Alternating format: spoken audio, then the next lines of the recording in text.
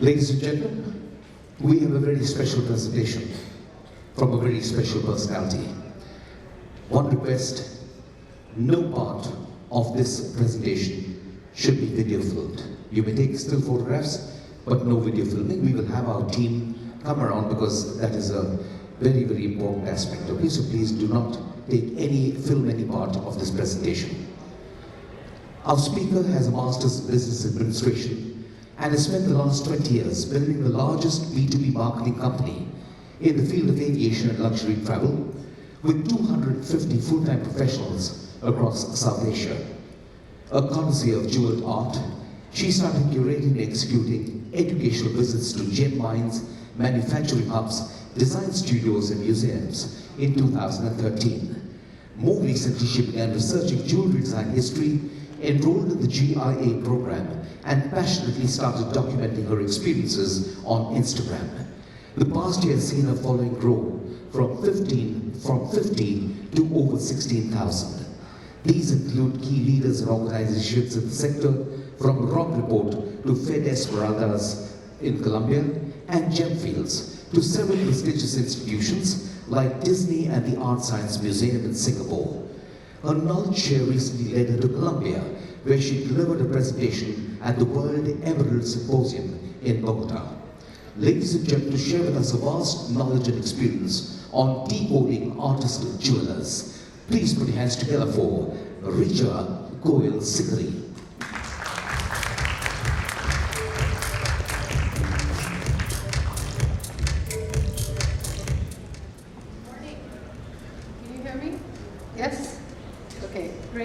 Wow, I feel, thank you for that very generous introduction. I feel honored to be here, and I would like to start by thanking the GJEPC and the organizers of IIJS Signature for having me here today. Both GJEPC and GIA have been an integral part of my journey, and I'll share my crazy story with you. And I feel like I'm probably the least knowledgeable person in the room right now. But once we have the slide on the screen, there you go. Anyway, they'll get there.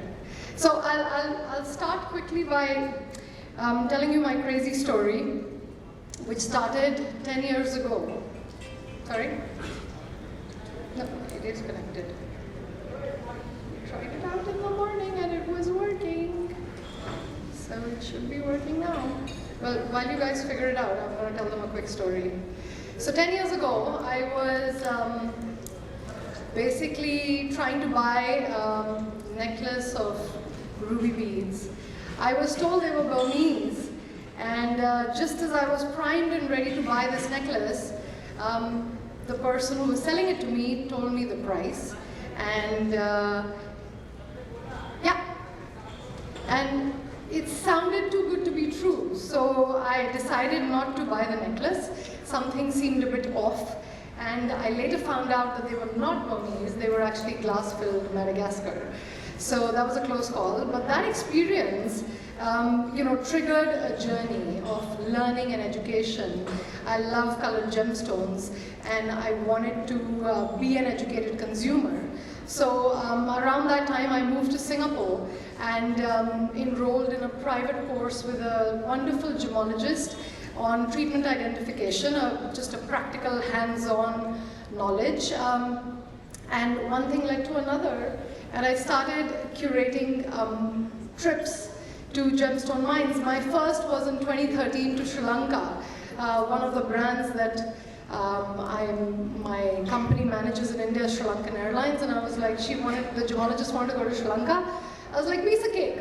I know everyone in Sri Lanka, I'll organize this trip. Big problem, I knew everyone in aviation and traveling. I knew no one in gemstone mining.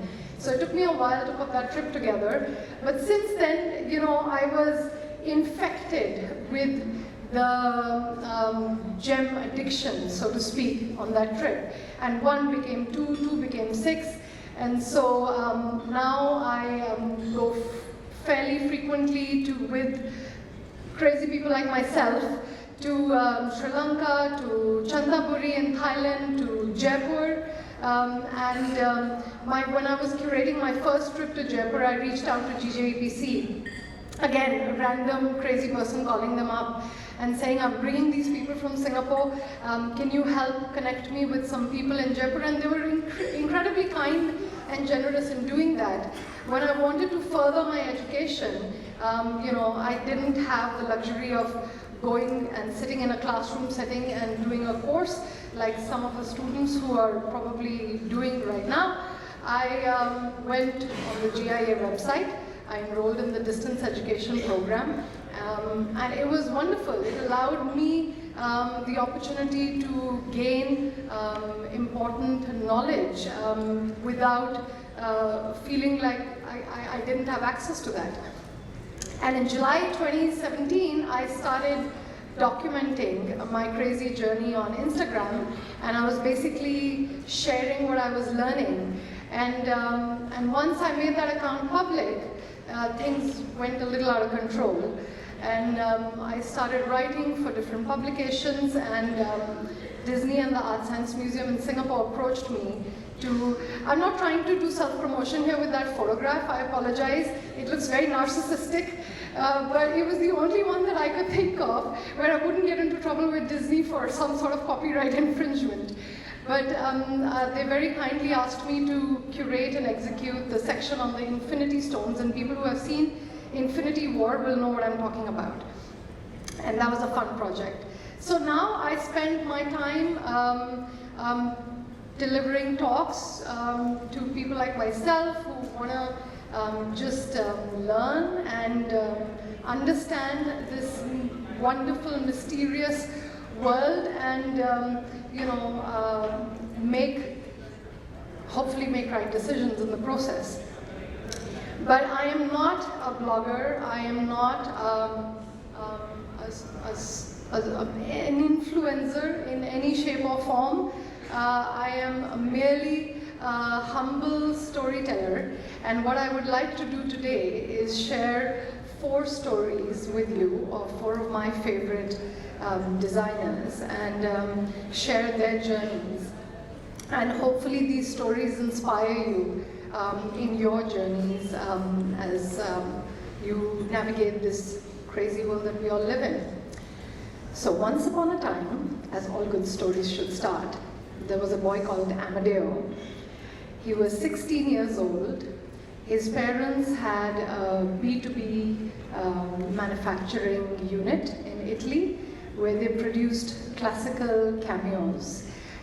They exported these all over the world to retailers, to collectors, and Amadeo would help his parents out in the studio with drawings and with carvings.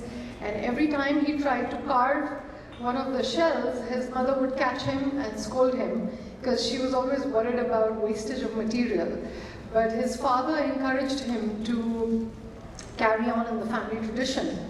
So fast forward to when he's in his mid-20s, and he decides to branch out and create a B2C brand, because what his parents had been doing all this time was all B2B wholesale distribution. This would resonate with a lot of stories that I hear in the Indian industry as well. So he wanted to create a brand which would reach out to consumers and create something which was his own, and rock and roll version of Cameo. And he puts this collection together, and he gets ready to launch it in 2001 in New York, and then 9/11 happens. And he is absolutely devastated because just imagine when you're starting out, you've put all your money into this collection, and you're hit with 9/11, he felt that his world had come to an end. And in November 2001, he gets a call at 11 o'clock at night. And there's a woman on the other line. And she's like, hello, I was expecting to find an answering machine. My name is Sarah, and I'm looking for Amadeo because I picked up this cameo and I want to see the rest of the collection. And he's like, I'm Amadeo, who are you? And she's like, my name is Sarah, I'm an actress. I work in this show called Sex and the City. That was Sarah Jessica Parker. And she's like, can you write down my numbers? I want to see the rest of the collection. I want to introduce you to the costume designer, Patricia Field. And he could not find a pencil to write down the number. But a couple of weeks later, as he's walking around New York, he bumps into the set of Sex and the City. And the rest is history. So 2002, season 5 of Sex and the City is a lot of his jewelry. And he had no store, he had no website. The show had basically taken his entire stock. So he had nothing to do but just hang around in the set and follow these people around. And he became their friend. And so that was the genesis of these two brands that he had set up with his childhood friend, Amadeo, and he focused on two things. He focused on cameos, and he focused on jewelry, set very much with its roots in the Italian heritage of fine jewelry craftsmanship and cameo carving. But his point of view was very different. It was a modern interpretation of an ancient art. I mean, the art of cameo carving is 2,500 years old.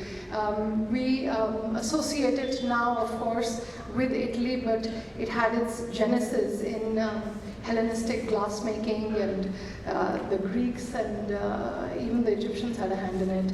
But the point, what's interesting is that when you look at this piece, that is actually my ring, which I bought from him. It's called Endless Love. My mother was horrified when she found out I was going to buy that. She was like, please don't buy skeletons. And but the second I saw it, I fell in love with it. The intrinsic value of the piece is really quite nominal.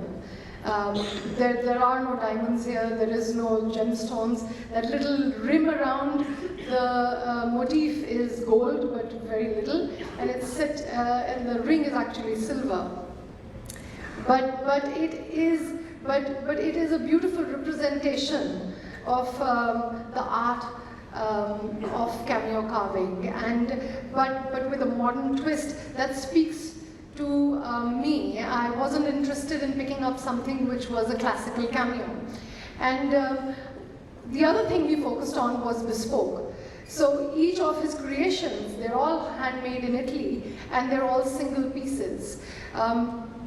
So what has worked for him? I asked him, I was like, what has worked for you in your business? And he's like, well, number one, I have a core design identity. I'm very clear in this is my design identity, and I don't move from it. It doesn't matter what the trends are, what's happening in the world around me. This is me, this is who I am, and I stick with it. The second thing he said is listen to your clients. And he actually said listen to your clients and not to buyers. And he was like, pay attention to the people who are actually going to wear your piece and who are going to adorn their bodies with your piece. And finally, he has a single brand association with Amadeo, with the brand Amadeo. It is all about cameos. And that's what he is focused on. He's known as the king of cameos. And narrow the focus, and that's how you build the brand. And finally, his personal story. I mean, what an incredible story this is. Every one of us, when I talk to people, when I'm in Jaipur, when I'm in Sri Lanka or in Bangkok, everyone has a personal story. Everyone, this is not something unique.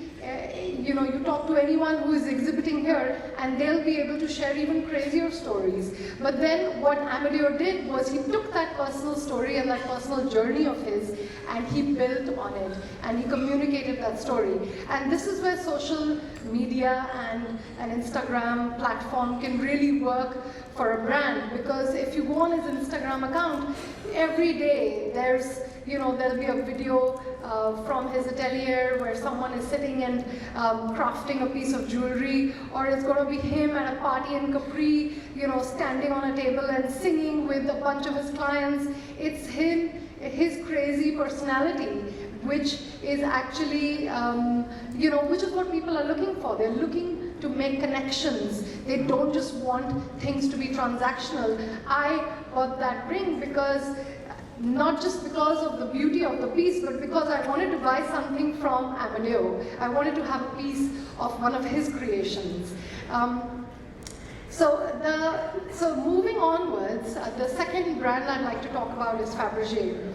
And I mean, what can I tell you about Fabergé which you haven't already read in like a million articles or seen? It's a brand that's been talked about a lot. So let me give it a shot and see what happens. So Fabergé, I mean, everyone knows the history of Fabergé. Peter Carl Fabergé, he was the jeweler to not just the imperial family in Russia, but also royalty around the world. But with the Russian Revolution in 1917, Fabergé was confined to history. Till 10 years ago, when a company called Pallinghurst, now known as Gemfields, decided to buy the rights to the Fabergé name and to relaunch the brand.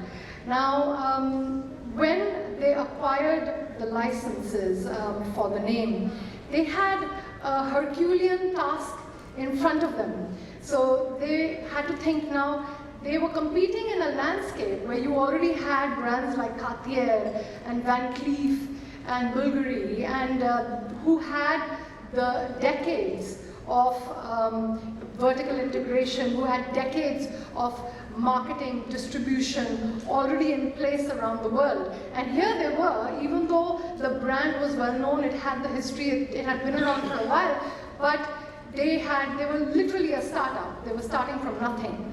So they did not have the luxury of time or deep pockets that were required to have a vertical integration of manufacturing. So they thought about what could be the strategy where they could catch up. So they focused on three things. First, the history of Fabergé itself. They set up a heritage council and they involved the descendants of Peter Carl Fabergé to come on board and guide and navigate this journey. It was very much about the reputation of Peter Carl Fabergé being design-led, and his reputation as an artist jeweler, that was their guiding factor. The second thing they did was that, they were like, okay, we are not going to be able to set up a manufacturing team and train them to the point where it represents the pinnacle of artisanship. So they decided to look for, and in Fabergé's tradition, appoint workmasters. So they approached one of the finest artist jewelers in Paris, Frederick Zavi, whose photograph you see before you. Frederick Zavi unfortunately passed away in 2011. But before he did, he worked exclusively with Fabergé. They had an exclusive contract. They did something really smart here, because what Frederick Zavi, when he came on board as Fabergé's workmaster, he already had a global cult following of customers. So not only did they acquire his 45 pieces and commissioned more for him to craft, but they also acquired this incredible database of collectors in Taiwan, in the US, in Europe, in the Middle East, who were, it was like a customer database on a platter that came with Frederick Zavi to Fabergé. And and they were like, oh, now if we have to buy a Frederick Zavi piece, we need to go to Fabergé. So that was a really smart thing they did. And of course, recognizing the appeal, the aspirational appeal behind branded hard luxury wearable goods, they also created, it allowed them to have a small in-house team for crafting fine jewelry. So with high jewelry, this is one of my favorite lines, and I read it in this book called The Secrets of the Gem Trade. Whoever hasn't read that book, I highly recommend you pick it up. And in that book, they say that beauty drives demand, but it's the rarity factor that drives the price. And I think with high jewelry, that's exactly the focus that Fabergé had, to create a limited collection to have it distributed through special events and through a very small distribution network of stores and retailers.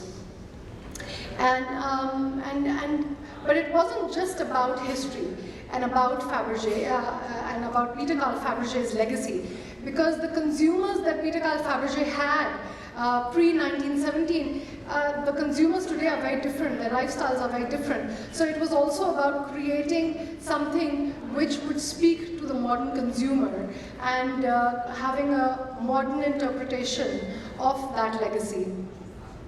With timepieces as well, in 2015 they launched the timepieces, and they appointed another workmaster, an award-winning watchmaker in Geneva. And in the year that they launched, they won the GPHG, which is the Oscars of the timepiece world. I'm losing my words here. But again, driving home the fact that they were all about exclusivity, about the pinnacle of artisanship and craftsmanship. And so what have we learned from Fabergé? That, you know, when you don't have time to start to build, try to collaborate and acquire expertise.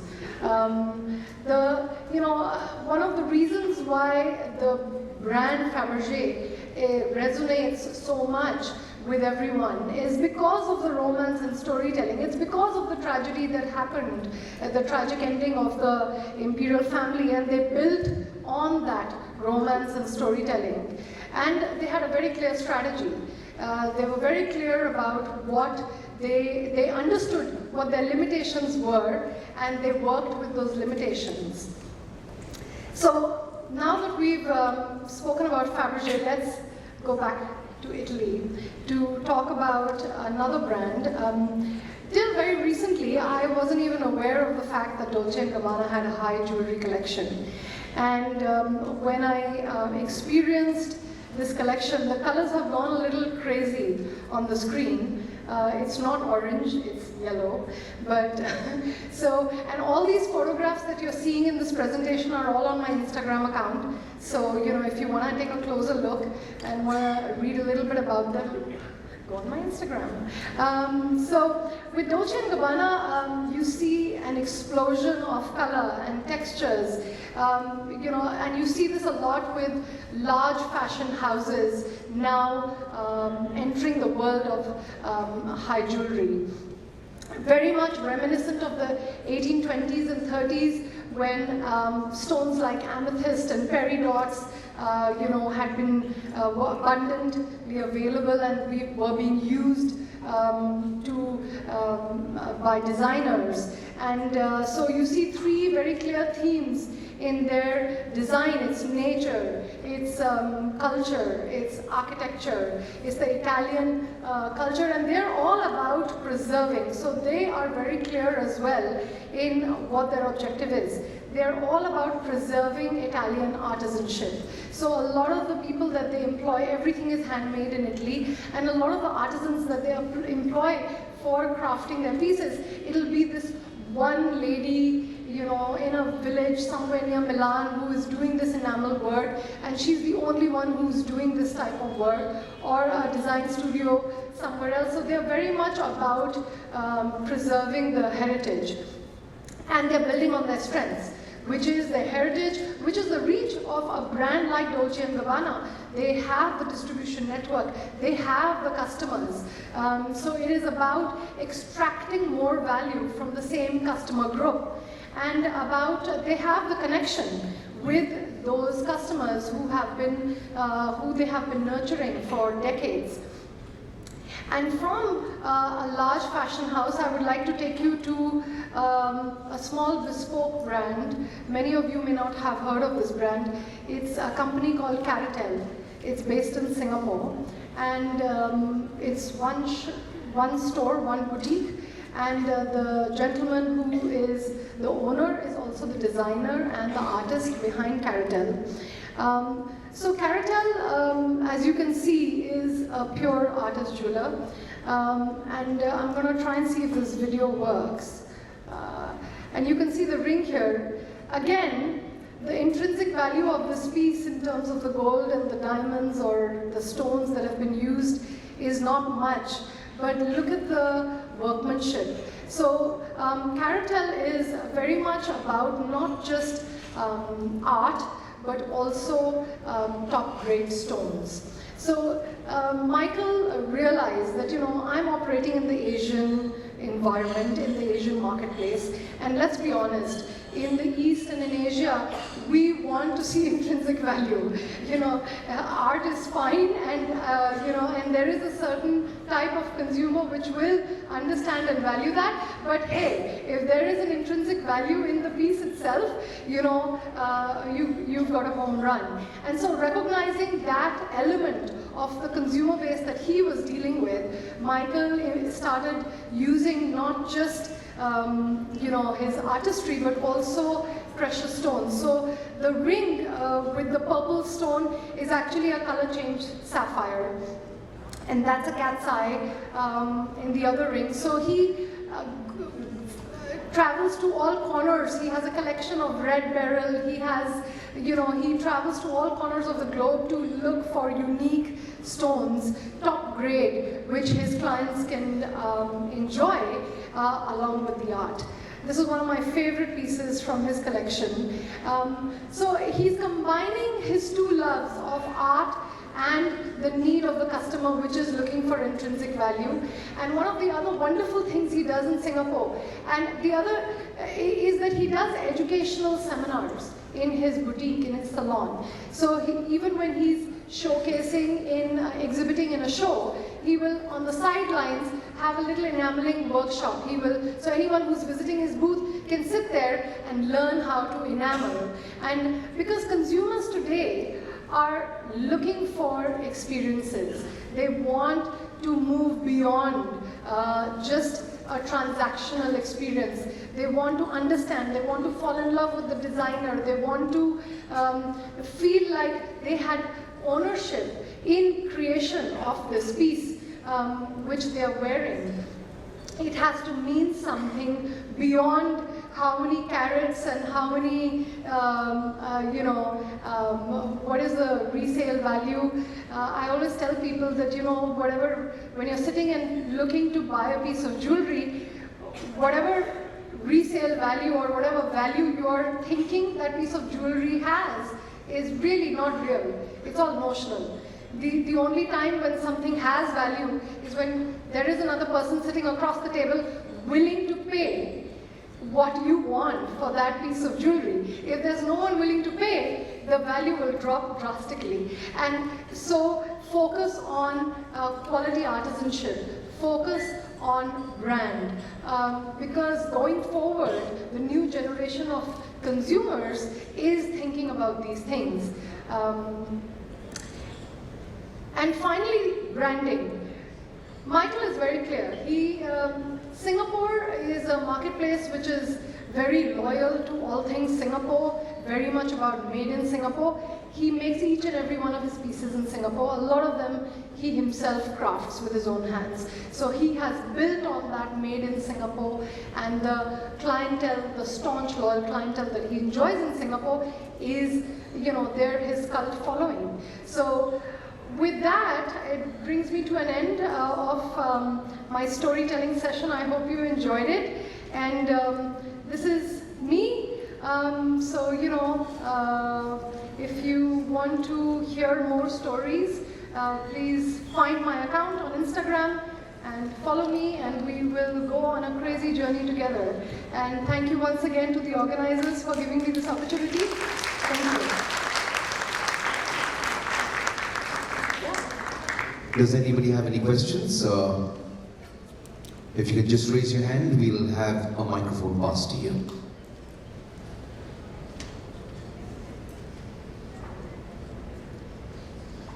Okay, well, I think you've left them speechless.